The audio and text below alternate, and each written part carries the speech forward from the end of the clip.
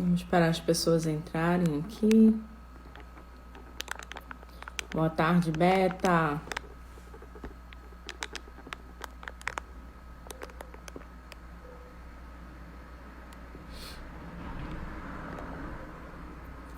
Minha mãe aí se fazendo presente.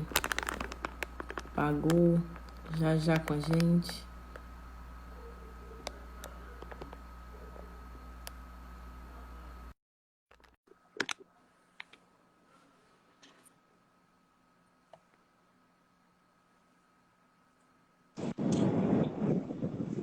Oi, boa Olá, tarde. Tudo bom, tudo Pagu? bem? Que Tudo e prazer te você? ter aqui com a gente, né?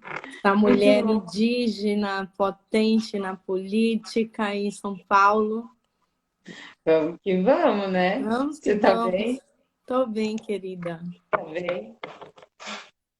Então, desde já, né, agradecendo a oportunidade de você estar aqui conosco, essa tarde de sábado linda, discutindo um assunto tão importante, né, e que no contexto da América Latina tem poucas discussões. Então, o Vidas que Importam é justamente para a gente colocar em evidência todas as vidas que desde sempre foram construídas aqui na América Latina pelo viés da não importância, né? Nós, enquanto mulheres pretas, periféricas, indígenas, né? Então, deixo agora a palavra para ti, mais uma vez te agradecendo, e que tu possa se apresentar um pouco para o nosso público aqui, para quem não te conhece. Tá bom. Eu quero começar agradecendo o convite para fazer essa live aqui com vocês, cumprimentar todo mundo que está aí acompanhando a gente. Eu me chamo Pagu Rodrigues, eu sou indígena, sou militante feminista, mas também sou ativista ambiental. Hoje eu atuo em algumas frentes pela luta ambiental, que é a Coalizão pelo Clima, o Fórum Popular da Natureza e a Frente Ampla Democrático Socioambiental. Também tem um histórico aí de luta grande por demarcação de terras. E atualmente eu estou pré-candidata a vereadora aqui em São Paulo. Vamos aí fazer essa luta para conseguir. Vocês estão me ouvindo direito, então, né? Tá. Para conseguir fazer essa luta aí, eu acho que ter mais representatividade é importante. A Câmara Municipal aqui, ela tem 55 vereadores, somente 20% de mulheres eleitas, algumas que já não estão mais, né, que ocupam agora o Congresso, e a gente tem pouca representatividade nessas mulheres também, né? Uma maioria ali não é da periferia, não é classe trabalhadora, não representa os interesses das mulheres indígenas, das trabalhadoras, das negras. Então, nós estamos aí enfrentando esse processo aqui para ver se a gente consegue mudar um pouco esse sistema de representação em São Paulo. Que bom, que bom. Eu tenho certeza que São Paulo vai ser muito bem representada por ti, né, enquanto mulher e mulher indígena.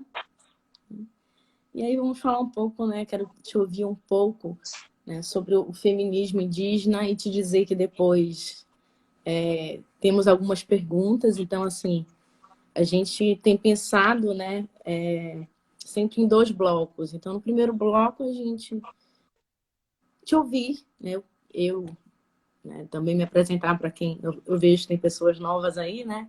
Sou Camila Moraes, sou psicóloga e mestranda em política social e poder te ouvir um pouco e um segundo bloco para finalizar e responder algumas perguntas.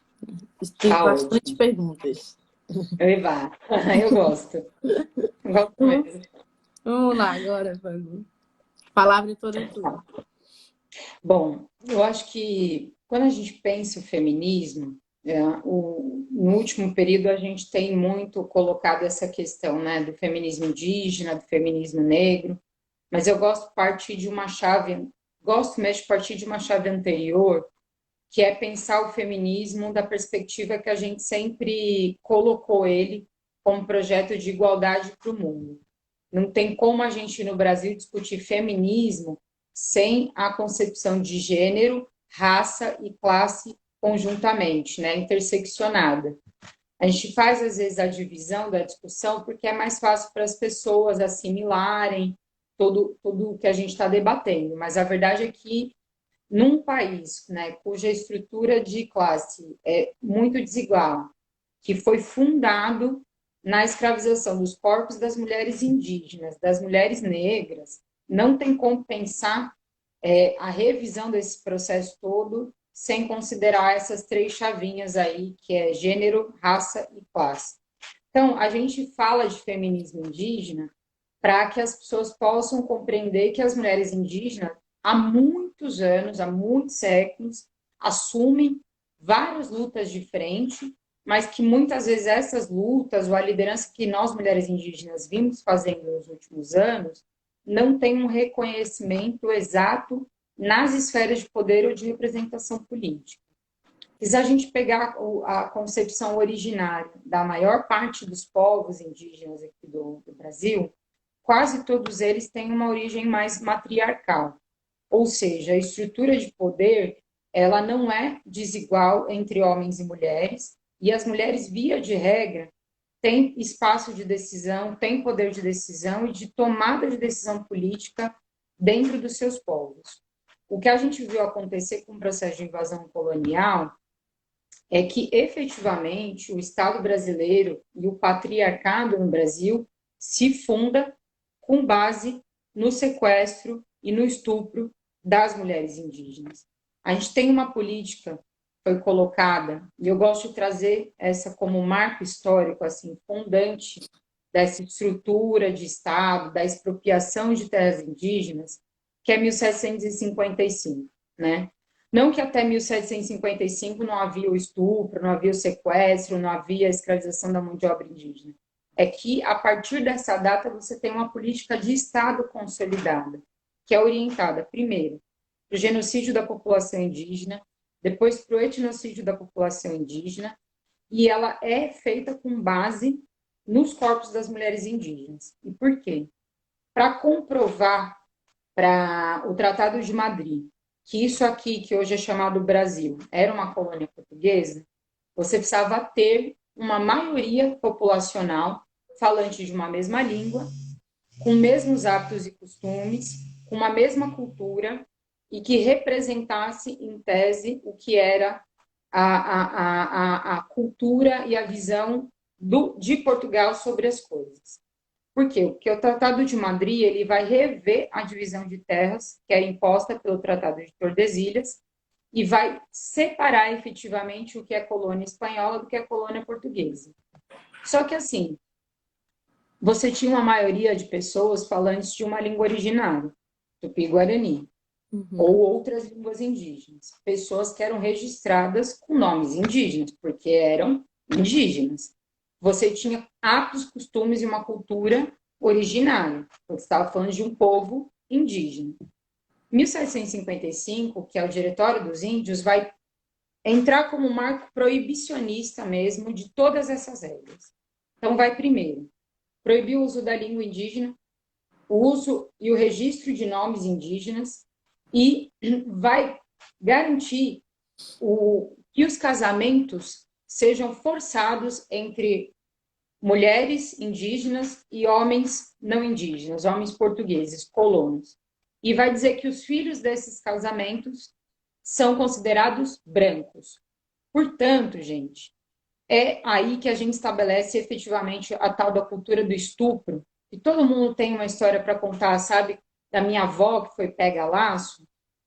Essa imagem, né, da minha avó foi pega a laço, ela nada mais é do que a naturalização dessa cultura do estupro que foi orientada pelo Diretório dos Índios em 1755. Isso como forma de garantir, na verdade, que quando elas eram forçadas a casar, a ter um nome de registro de batismo português e falar a língua portuguesa, que você tinha uma maioria, portanto, ali que falava português e, portanto, comprovar que aquele território era de colônia portuguesa. E aí você tem, efetivamente, a Constituição do Estado do Patriarcado Brasileiro, que se deu com base na cultura de estupro e em cima do corpo das mulheres indígenas. Mas a gente sempre foi resistência durante esses séculos todos. A gente resistiu com hábitos, com costumes, na nossa terra, com a nossa língua, com a nossa cultura, com a nossa espiritualidade. A gente vem resistindo a todos esses ataques aos direitos indígenas. Então, falar em feminismo no Brasil é falar em feminismo indígena, é falar em feminismo negro, porque são as mulheres indígenas, são as mulheres negras que foram escravizadas, que estão há séculos resistindo ao sistema do capitalismo, à cultura machista, ao patriarcado, à instituição de um Estado universalista que está pautado numa universalidade que não é real, que é a universalidade do branco. Então, eu acho que hoje o que a gente tem, na verdade, é um maior reconhecimento da luta e da liderança dessas mulheres indígenas.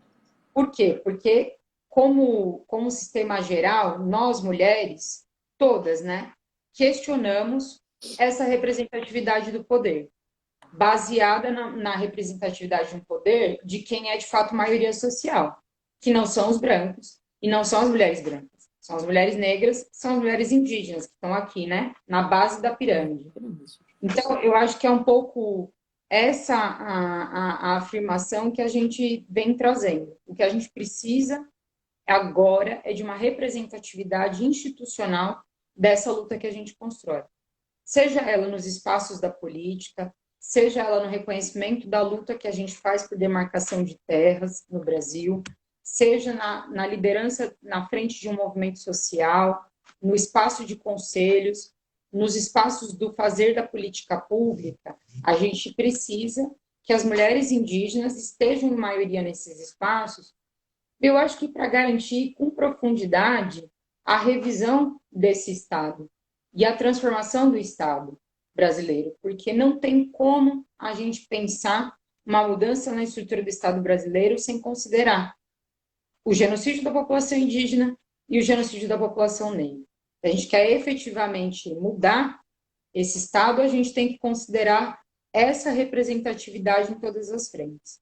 Eu acho que o feminismo indígena, ele traz essas contribuições aí, que são de cunho histórico, mas são o momento atual que a gente vive, né? A gente sabe que o governo Bolsonaro tem feito um ataque frontal aos nossos direitos, em cima dos nossos corpos e dos nossos territórios. O corpo das mulheres indígenas em vários territórios continua sendo moeda de negociação para expropriação de terra. A gente pegar lá os Guarani Kaiowá, no Mato Grosso do Sul, é naturalizado o fato de que para você negociar com os indígenas que estão ali uma expropriação de terra, você sequestra mulheres, sequestra crianças, estupra mulheres e crianças e só promete a devolução para a aldeia se aqueles indígenas daquele território saírem. Então, vejam, até hoje, gente, essa cultura do estupro, ela insiste e persiste sobre os nossos corpos, né? A hipersexualização da mulher indígena, que não é muito diferente da hipersexualização da mulher negra, né? Que acha que a nossa vestimenta ou a nossa não vestimenta significa a disposição sexual para outro, né? Ou quando a gente ocupa um espaço que é, por exemplo, da universidade, da política, a gente ser tratado, via de regra, como uma beleza exótica, como alguém que está ali à disposição do público, né, masculino. Então, a gente continua vivendo esses processos nos dias de hoje. Acho que um pouco isso, não sei se responde, se ajuda as pessoas aí que estão nos acompanhando. O quanto que o nosso corpo se constitui desde da invasão, né, como um território público, um território que a todo momento a gente precisa reiterar que o nosso corpo é privado, né? E tá, tudo bem que perpassa por todo o corpo feminino, mas vale a pena, mais uma vez, a gente dar ênfase que o corpo da mulher branca foi construído socialmente totalmente diferente do corpo da mulher indígena e da mulher preta, né? Então, É muito Exatamente. importante quando tu traz essa questão, mais uma vez, onde eu tenho discutido, em todas as oportunidades que eu tenho tido, sobre a questão do território. A gente tem que pensar como nós, mulheres, somos construídas a partir do território em que habitamos. Então, pensar o contexto de América Latina, pensar o contexto da mulher indígena e da mulher preta, é pensar, sobretudo, um corpo que, além de nunca ter se constituído enquanto privado, ele todo momento se constitui enquanto público através da cultura do estupro. Então, Exatamente. é muito importante te ouvir falar e reiterar esse lugar da colonização mesmo, desse processo de colonização, né? Do quanto que a imagem, e é interessante quando tu traz, inclusive até o Tiago também comenta aqui, né? A mãe da minha avó materna era indígena e passou por isso. Pega no laço e é obrigada a casar com um branco português, né? Enquanto que é preciso embranquecer esse corpo para ele ter um lugar social. Exato. Inclusive, Camila, da perspectiva de quais são os padrões de beleza que se estabelece, né? Então, Sim, assim, tirar da gente, né, por exemplo, o uso dos nossos adereços, das nossas pinturas, das nossas penas, dos nossos colares, é uma maneira de você produzir o etnocídio, de construir o embranquecimento da população indígena. Então, quando você torna feio, por exemplo, tudo aquilo que para a gente é sagrado, tudo aquilo que exatamente nos identifica, né?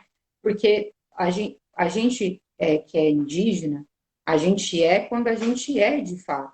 Então, quando a gente está com os nossos adereços, quando a gente está com o nosso cachimbo, quando a gente está com a nossa vestimenta, isso é o que nós somos, né? O tempo todo. E aí, essas tentativas permanentes, né, de padronizar, primeiro, padronizar o que tem que ser o indígena, né? Se você não cumprir um determinado tipo biológico ou não tiver uma representação de um determinado fenótipo que está no imaginário das pessoas, então você já não é indígena. Mas se você está caracterizado exatamente por aquilo que você é, aí você também não é considerado padrão de beleza bonito. Você é o exótico e, portanto, para que você seja aceito como mulher em determinados espaços, você tem que se embranquecer, porque quanto mais você se embranquece, mais dentro do padrão você se coloca dessa dita universalidade. Quem não cumpre esses processos, somos nós, mulheres indígenas, e mesmo as mulheres negras, sofrem com o enfrentamento direto daquilo que é a estrutura do racismo no Brasil, das relações sociais. Então, a ausência da afetividade, a ausência do acolhimento nos espaços, a ausência do direito ao afeto, do direito ao amor, que é tudo isso que nós, mulheres não brancas, né, e eu vou colocar não brancas porque mulheres indígenas, mulheres negras, sofremos permanentemente com essa tentativa de etnocídio e apagamento, que é da estrutura de formação das nossas relações todas, né? E aí é violento, porque uma das maneiras de você produzir a violência é você partir da perspectiva de moldar permanentemente o corpo das mulheres a um padrão que, em tese, é o aceito. E a gente não vai se moldar, né? E é o que a gente não tem feito, nós mulheres indígenas, a gente não tem se moldado a esses padrões. O que a gente tem feito, na verdade, é cada vez mais reafirmar o que nós somos, como nós vivemos, porque isso também é resistência. É uma maneira de você enfrentar toda essa estrutura, mesmo sabendo, né, que a hora que você bota a cara ali, você vai tomar as porradas, mas a maneira que a gente tem de enfrentar esses processos é também resistindo com o corpo, inclusive, né? Com o corpo na frente da linha de luta, com as nossas pinturas, com o nosso sagrado e com o que a gente é de fato. Mas é um processo violento. sim. Ah, Inclusive, o Thiago Ribeiro aqui. Quero essa live para compartilhar depois. ô, Vai coisa ficar disponível, boa! né, Camila? Olha, Thiago, desde já convidado para setembro, hein? Thiago aí também é um grande querido que discute o racismo estrutural. Muito bem, Tiago. E uma das coisas que eu fico vendo que foi essa tentativa maior, né, do embranquecimento da população indígena no Brasil, é quando a gente foi, primeiro suprimiu-se a categoria do indígena, se criou várias outras para definir o indígena, como uma maneira de não discutir a questão e o direito por terra. É você transformar no sertanejo, no caboclo, no interiorano, no caipira. São todas tentativas, na verdade, de você apagar a existência da figura indígena. Mas a partir do século XX, o termo mais utilizado para classificar a população indígena como grupo étnico-racial foi o pardo. E o pardo, até hoje, é uma das maneiras que você tem de classificar a população indígena e de suprimir, na verdade, a identidade da população indígena. É muito recente no Brasil o censo do IBGE usar a categoria indígena para classificar o grupo étnico-racial de indígenas. É a partir de 95 que a gente pôde voltar a dizer que era indígena, porque até então a gente estava sempre categorizado dentro do grupo de pardos. E a gente sabe que o pardo no Brasil é tudo aquilo, na verdade, que a estrutura racial, racista do Brasil não comporta, né? Então, aonde você não comporta a classificação, você faz o quê? Você coloca ali dentro do grupo de pardo. A gente sabe que pardo, historicamente, não representa cor, né? Nem para negro, nem para indígena, né? Nem para ninguém.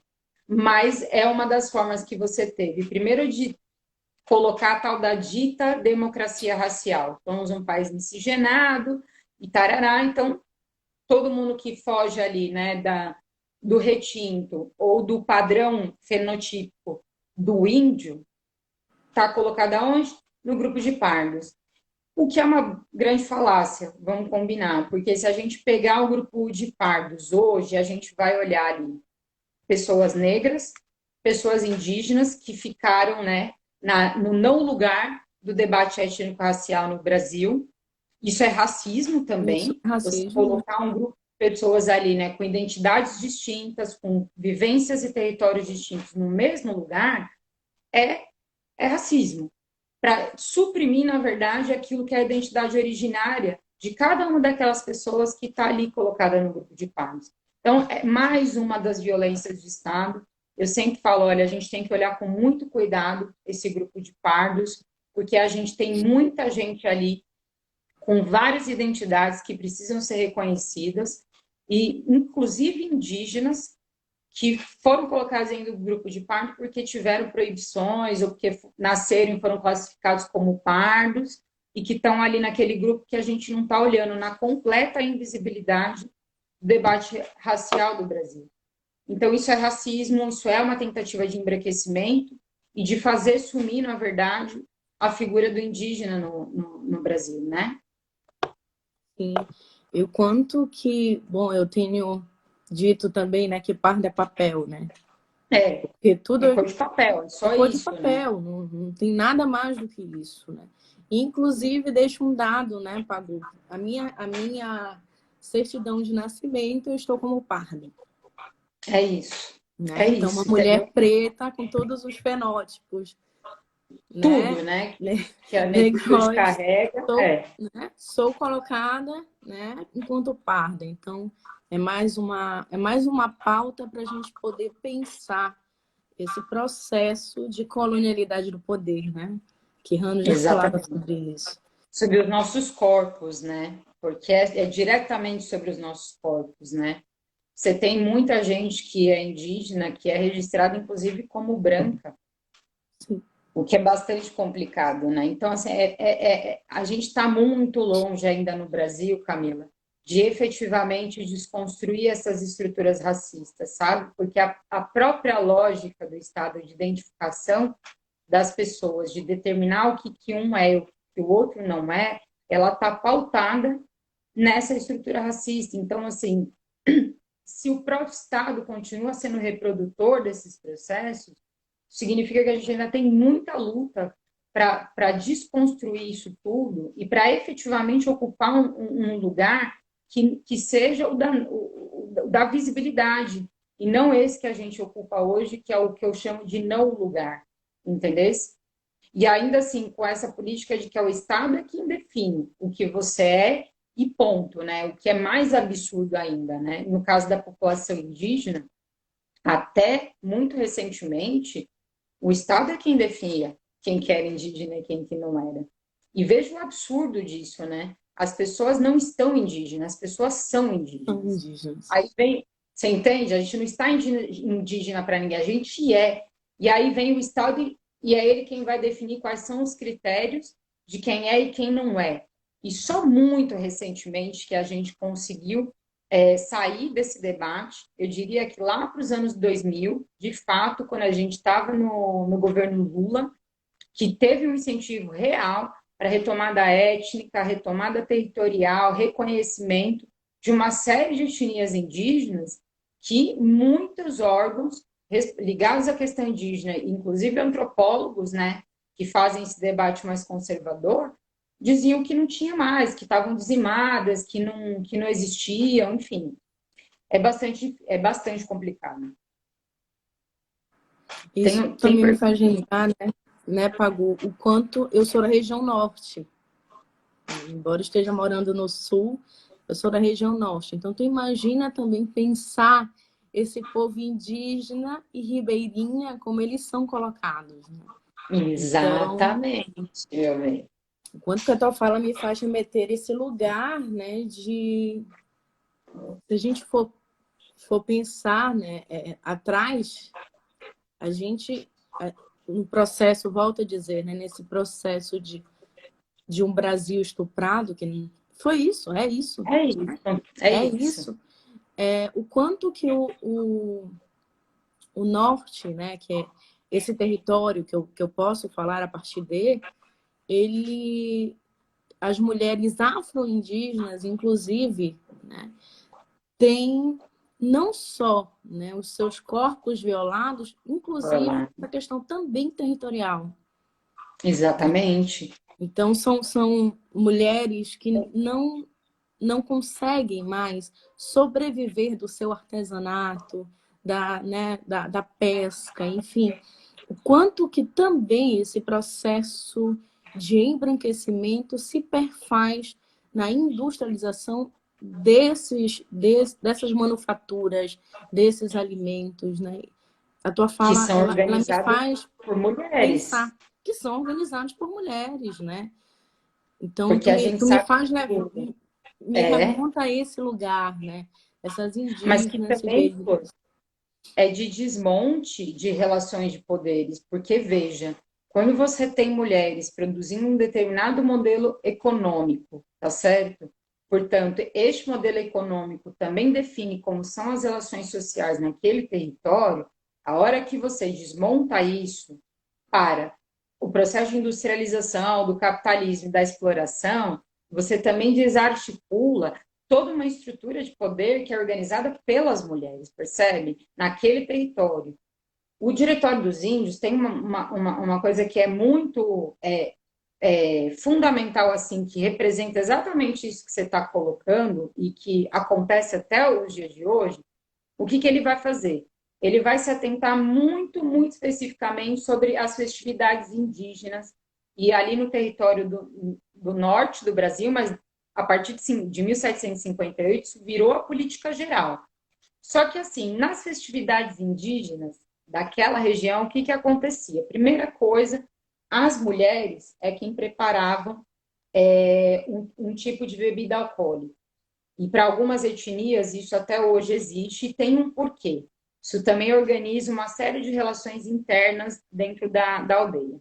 A primeira coisa que o diretório vai se ater a isso, a proibição da produção do álcool, que era feita por quem? Pelas mulheres, para, na verdade, impulsionar uma produção de álcool menos artesanal feito pelos aldeamentos para uma produção mais industrial, portanto, fora dos territórios daqueles aldeamentos indígenas. A outra coisa é que as festas, elas também eram uma espécie de defesa de guerra. Então, é assim, você fingia fazer um determinado acordo com aquele colono, e chamava ele para uma festa. Quando ele chegava para a festa indígena, não era bem uma festa que ele ia participar. Ele ia ser morto ali dentro, né? Então, Uhum. era uma das táticas de defesa que a população indígena tinha até a consolidação do Diretório dos Índios, era essa. E era articulada eminentemente por mulheres, porque a produção daquela bebida, ela tinha todo um significado ali na construção daquelas relações.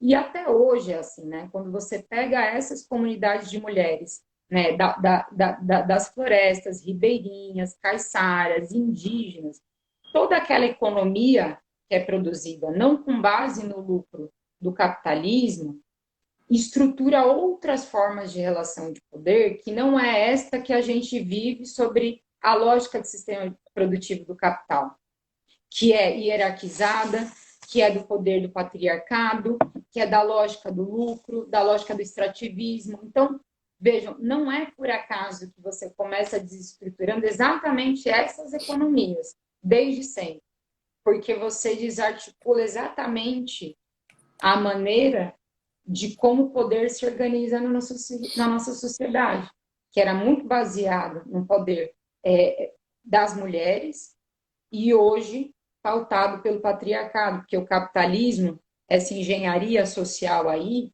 ele funciona perfeitamente com a lógica do patriarcado, do poder do patriarcado, percebe? Então, nada do que a gente vê acontecer hoje está descolado dessa lógica, né, de estruturação das relações econômicas, políticas, sociais, raciais, percebe? Muito, e é muito bom que você trouxe isso para o debate, porque isso é muito exemplar, muito exemplar.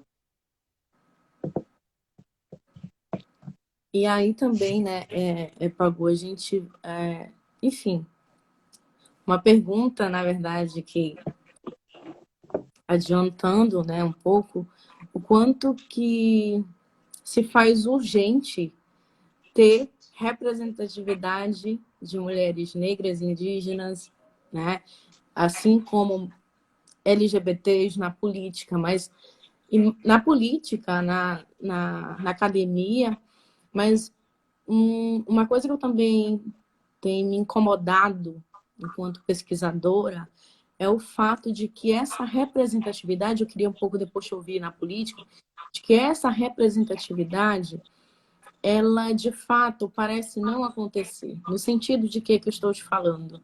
No sentido de que quando eu me vejo dentro da academia como um, a única ou uma das poucas mulheres que tem acesso, né, ao poder entrar no mestrado, no doutorado e afim, parece que, ai meu Deus, que legal, tem uma preta aqui, tem uma índia aqui, entendeu? Volta a questão do exótico mais uma vez, né? Então, a discussão ainda está, parece que a discussão ainda está muito rasa mesmo, no sentido de que é direito nosso ocupar esses lugares. Nós precisamos estar nesses lugares. Não estão nos dando sabe, de mão De beijada. Não bandeja. existe meritocracia nesse país. Então, se por um lado, ter esse espaço que a gente está aqui no Instagram, dividindo, né, nossas dores, nossas angústias, e possibilitando também um lugar de resistência, porque acredito que esse espaço, sobretudo, também é um espaço que produz resistência. Embora a todo momento a gente fale de morte, mas é um espaço que produz resistência. Então, essa representatividade, ela por muitas vezes tem me incomodado nesse sentido de que é uma representatividade que ela não tem sido pensada a partir, né, de uma construção social que resista esse poder hegemônico. Então, que legal, né? A Pagu sendo candidata, né? Vindo a ganhar, mas e aí? Entendeu? E aí? É isso que tem me tomado em todos os saberes, em todos os lugares, né? Seja na própria psicanálise, enquanto clínica, o quanto que nós, mulheres pretas, ainda somos o mínimo, né? Enfim, eu quero te ouvir também falando um pouco disso. Inclusive, é uma das perguntas. Foram 4 pessoas que fizeram praticamente a mesma pergunta, né? Legal. Então, Então, eu acho que você traz uma coisa muito importante para a discussão, e começar por essa questão da meritocracia, né? Na verdade, se a gente fosse discutir sistema meritocrático no Brasil, o mérito tinha que ser nosso, né? nosso, Que a gente isso. tem, né? Que a gente é que tem que se provar o tempo todo nos espaços, mostrar que a gente é capaz, né? Nós saímos de uma condição social que não é de nenhum privilégio para conseguir chegar na universidade, para conseguir fazer o mestrado, como é o seu caso. Então, assim, de quem que é o mérito, né? De um branco que nasceu com tudo ali, de fato, de mão beijada, né? Que adora reivindicar a meritocracia, ou de quem efetivamente está ali, ó, na estrutura, ralando para contrapor a esse tipo de processo. Então, eu gosto sempre de trazer essa figura da meritocracia para essa chave de debate, porque não, nada que a gente tem veio de mão beijada, né? Tudo com muita luta, construída com luta coletiva, com muita gente que morreu antes da gente, para a gente poder estar aqui, que deu literalmente o sangue e a vida para a gente conseguir alçar um pouquinho de espaço nessas estruturas. E aí, assim, a gente está há séculos-luz ainda, Camila, de fato, de uma representatividade real. Porque o pensamento das pessoas não descolonizou, né? O pensamento na academia não é descolonizado. Se você trouxer qualquer outro saber que não está baseado na ciência branca europeia, ela nem é validada de forma nenhuma como conhecimento. Hoje o que a gente tem é que mulheres como nós têm persistido dentro dessas estruturas e pouco a pouco a gente tem conseguido trazer esses saberes. Mesmo assim, ainda assim, né, com aquela visão que os professores colonizados têm, né, de que, ai, que bonitinho, né, ah, então agora vamos bater palminha, porque olha que legal que você está apresentando, né. Então, assim, a gente ainda está muito aquém da descolonização desses saberes e também muito aquém da descolonização da representatividade política no Brasil. Eu estava fazendo um cálculo essa semana, Camila, na maioria dos espaços do parlamento, a gente não chega a 15%, né? Nas câmaras municipais todas que temos no Brasil, então, de número de vereadoras, de número de deputadas estaduais eleitas e de número de mulheres trabalhando no Poder Executivo, a gente não passa nunca dos 15%. Onde a gente conseguiu um pouco mais, que foi no Congresso Nacional, que na última legislatura ampliou bastante, mas mesmo assim, se a gente pegar estas mulheres que estão lá, uma grande maioria não representa efetivamente mulheres trabalhadoras, mulheres negras ou mesmo mulheres indígenas.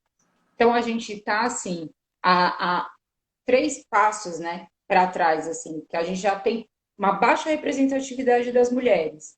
E quando são mulheres eleitas, são mulheres que não representam um programa das mulheres trabalhadoras, das mulheres que de fato precisam da política pública nesse país, né? Então, assim, a gente precisa efetivamente, e não só, a gente tenha candidaturas de mulheres negras, mulheres indígenas. A gente precisa ter a efetividade da eleição dessas mulheres. E aí as pessoas falam, não, mas cota de chegada é impossível dentro de um sistema representativo. E aí eu vou dizer, não é impossível. Né? Eu fiz esse debate aqui na cidade de São Paulo, eu fui uma das pessoas que propus aqui em São Paulo um projeto que hoje é lei, que é a garantia do mínimo de 50% de mulheres nos espaços dos conselhos, e muita gente brigava comigo. Mas se você fizer cota de chegada, você vai estar intervindo num sistema de democracia representativa. Primeira coisa que eu falava, mas representativa para quem? Para quem é essa representatividade? De quem que é essa democracia? Porque nossa, ela não é. Das mulheres, ela não é. Das negras, ela não é. Das indígenas, ela não é. Então, a primeira coisa que a gente tem que discutir é que representatividade e que democracia são essas. Depois, sim, eu vou mostrar que é possível, com conta matemática, que a gente pode fazer cota de chegada. Então, a gente conseguiu fazer. Para a maioria dos conselhos aqui, a gente chegou a mais de 50% da presença de mulheres, porque a gente separava, né, as listas.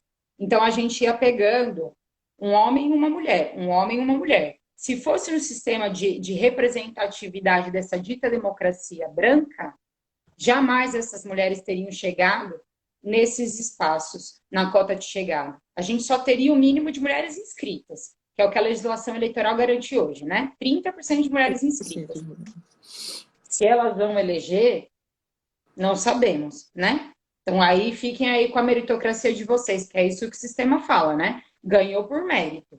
Bom, então eu acho que a outra coisa que a gente precisa começar a avançar é nessa discussão, Camila, da cota de chegada. Porque é proporcionalidade, tem possibilidade real de você separar a proporcionalidade para mulheres indígenas, para as mulheres negras nesse país, e garantir que as legendas partidárias concretamente tenham representadas ali no final da eleição essas mulheres naquela cadeira. Não basta só ter cota de saída para as mulheres. A gente nunca vai rediscutir este processo de democracia que não é representativa de fato se a gente não levar a sério este conceito de democracia e de representatividade que a gente está colocando. Então, infelizmente, Flor, eu acho que a gente ainda está longe disso.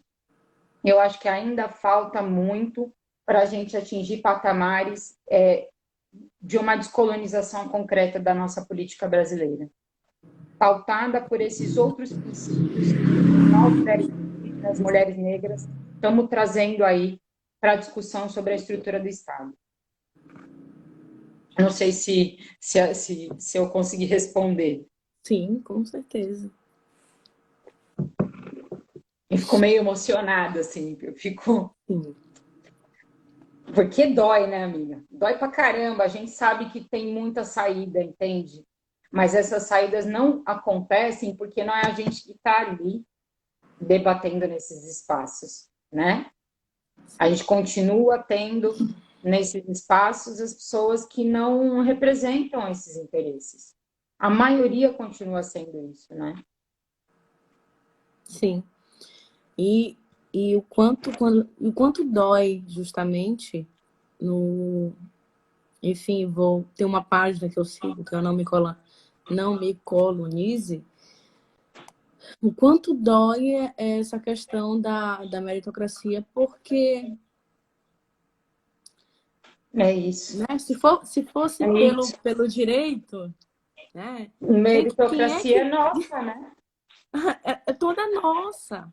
Então, e aí também entender que todas as vezes, quando eu trago essas questões, não é para também para revitimizar ou colocar o branco no lugar de não saber. Não, gente, é pelo contrário.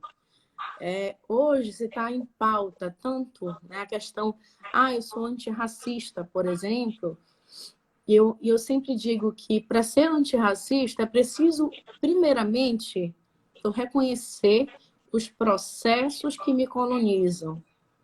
Eu não posso abrir a boca, postar ou sair postando à torta e direita, sou antirracista, se eu não reconheço os meus privilégios.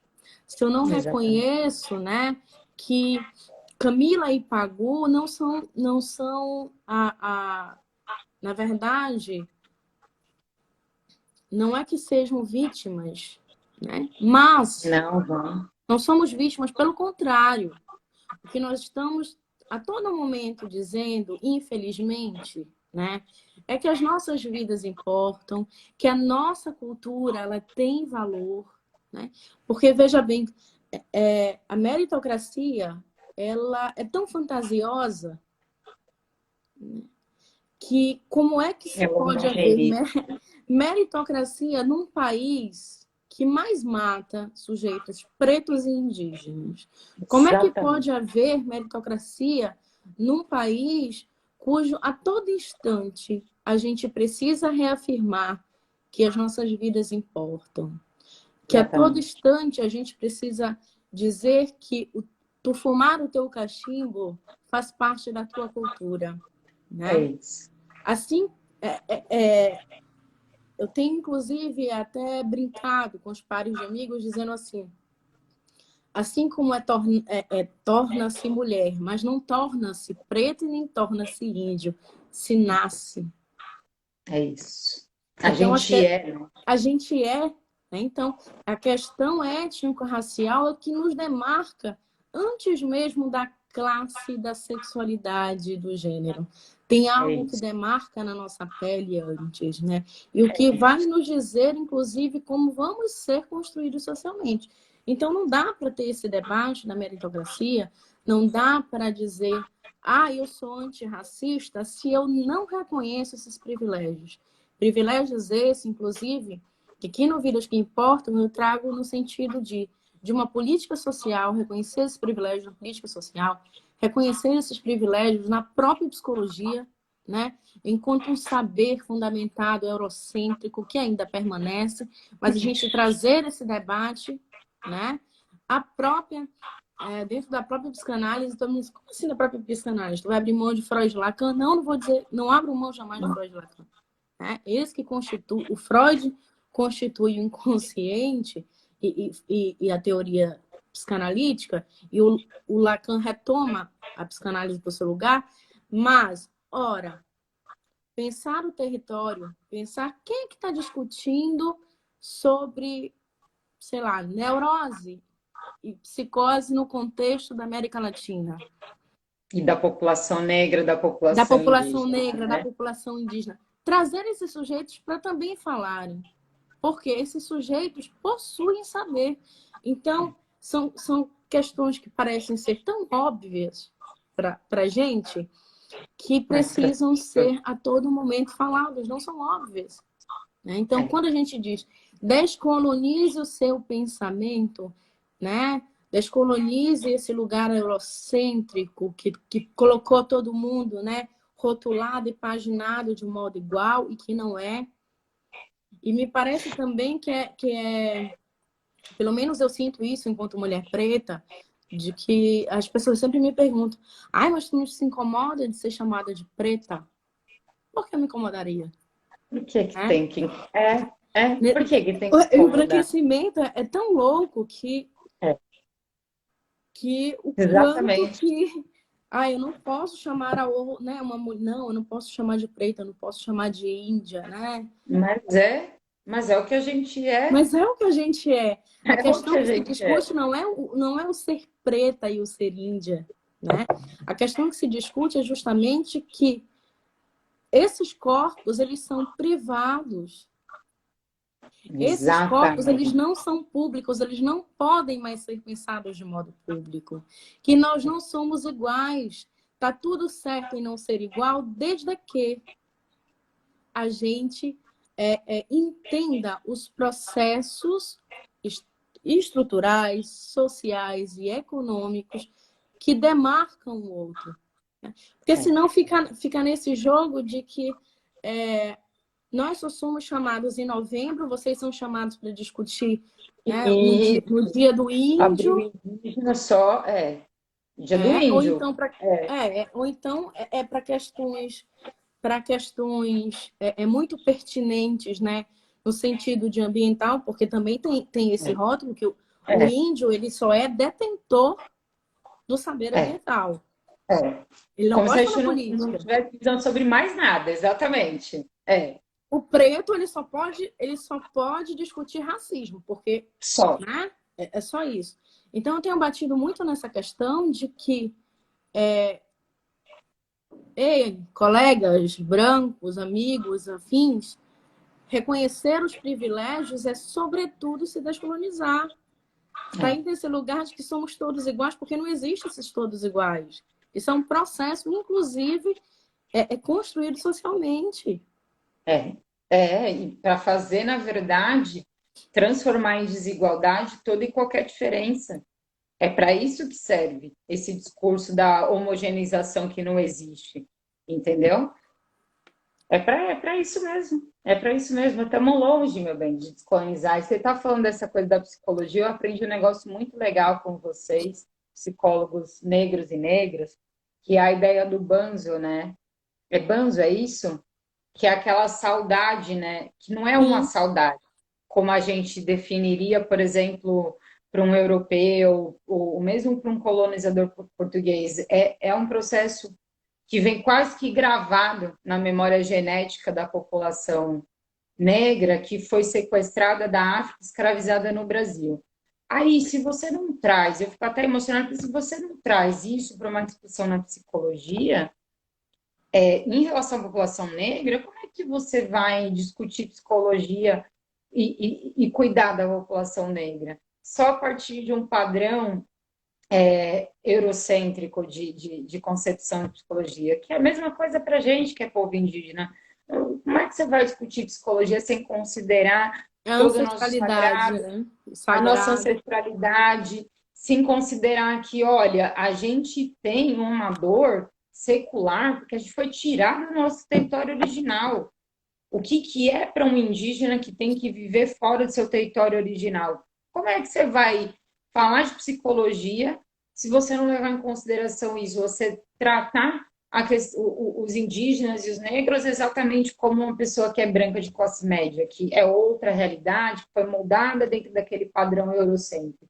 Então, isso é uma das coisas que eu acho muito que eu aprendi muito com vocês, psicólogos negros e negras. Eu tive num debate, mas umas perspectivas assim que nunca tinham efetivamente me vindo. E aí eu fui vendo, fui ouvindo, falei, olha, é real, não tem como. Eu não vou poder ir num psicólogo se eu não tiver da parte daquele psicólogo a consideração sobre o que é o processo da minha territorialidade ou das guerras que a minha família viveu por terra lá no interior do Pernambuco. Então, mas o problema, bem, é que a gente ainda está um pouco longe disso mesmo, né? Sim. O discurso ainda é muito incipiente, né? E, Muito. embora eu diga que eu sou uma pessoa afortunada, né? Porque a psicologia embora ainda um discurso incipiente, a psicologia no norte, e aí também pensar na psicologia no sentido territorial, por ser um lugar, né, afro-indígena, essas questões elas são pensadas de um outro viés, né? Principalmente no debate da psicologia social. Ainda bem, né? Então, claro que precisa ainda ser muito discutida, óbvio, isso é óbvio, não tem que ser dito. Mas é muito bom de ter aqui para trazer essas questões para um público maior, para um É, território hoje. Tu estás em São Paulo, tu estás no Sudeste, eu estou no Sul. Então, pensar nessas questões outras, né? E, claro, não estou fazendo alusão de que no Norte essas questões elas são mais ou menos. Não, elas são discutidas, pouquíssimas, mas ainda são discutidas. Eu é, estive. Mas aí elas também são discutidas a partir de um lugar de fala e pertencimento, né? Como a Patrícia Hill Collins coloca. Porque existe, né? Existe esse povo ali que está resistindo e está falando nos lugares acadêmicos. Então, então, está se falando em relação a isso. E o que é que eu quero também comentar é que quem nos assiste aqui, né, da psicologia, né, enfim, seja professor, que possa pensar nesse processo de descolonizar, é, né? precisa. Precisa. E o quanto que essa semana eu estava em um colóquio, isso me tocou muito. Falei, vou levar para Pagu, que é uma moça que entrou no curso de psicologia e ela não se sentia representada de modo algum, né? Mesmo sendo na Bahia, onde majoritariamente são Negros. negros, enfim. E aí ela diz que ela tenta até o segundo semestre, bora ver como é que vai ficar, e não se sente apresentada, vou abandonar o curso, né? Então, assim, e em uma live que ela assiste, ela, opa, tem gente discutindo essa questão. Né? Tem Aí gente ela se viu, né? resistindo. Então, ela começou a ocupar esse lugar de pertencimento e de resistência no curso de psicologia na Bahia, a partir de uma live que ela viu. Né? Nossa, que incrível. Ela E se isso viu, é né, ali muito representada. incrível, porque quando eu proponho aqui as lives a trazer as vidas que importam, inclusive até uma sátira para a gente pensar, são as vidas que não importam que vão começar a importar, porque são os debates que eu vou trazer. Né? Exatamente. Então, eu penso que se uma, duas, três pessoas pensarem ou começarem a pensar a partir de descolonizar o seu pensamento, seja em qualquer lugar em que esteja, na vida profissional, pessoal, eu digo que já valeu a Uma pena a baita live, né? vitória. Exatamente. Já, porque é isso, né? O que a gente faz, o que a gente está a todo dia debatendo, é esse trabalho de formiguinha, né? Que É nem contínuo, né? precisaríamos estar aqui, mas enfim, estamos e vamos fazer. É isso. Porque é contínuo, né? A gente é contínuo e é permanente, né, Camila? Não é. Infelizmente, a gente gostaria que a mudança fosse completa de uma hora para outra, mas não é assim, né? Ela tem que ser contínua, ela tem que ser permanente, ela tem que ser do mínimo até o máximo e do máximo até o mínimo, né? Em todas as frentes, todas as esferas, em todos os lugares. É árduo, mas é uma luta que vale a pena, porque quando a gente vê esse tipo de coisa acontecendo, a gente sente que é uma vitória mesmo, porque é mais uma que vai se ver representada, é mais uma que vai estar no espaço ali brigando, é mais uma pessoa que vai puxar a mão de outra e aí a gente vai ter continuidade, né? Sim, sim. Muito bom, muito bom. Muito bom, e eu tô aprendendo bastante aqui com você também.